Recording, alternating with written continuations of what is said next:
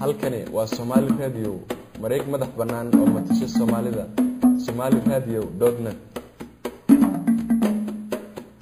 wiilasha Qadaafi Maxamed iyo Hannibal gabadhiisa Aisha iyo xaaskiisa Safiya ayaa dhamaantoodba gaaray dalka Algeria kadib markii toddobaadkii hore xukunka laga tuuray Korneyl Muammar al-Qadaafi. dowladda Algeria ayaa cadaysay in dhammaan xubnaha qoyska Qadaafi ee aan kor ku soo sheegnay ay ku sugan yihiin dalkeeda.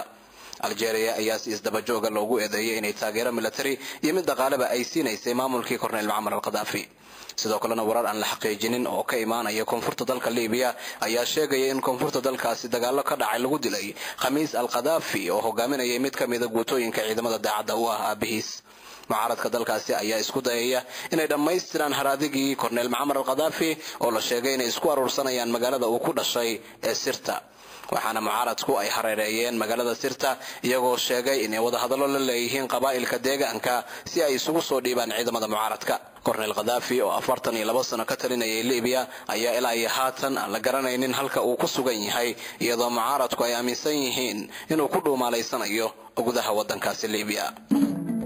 Somali Radio waxa aad kala socon kartaa warar iyo barnaamijyo ku saabsan nolosha, dhaqanka iyo nabadda. somaliRadio.net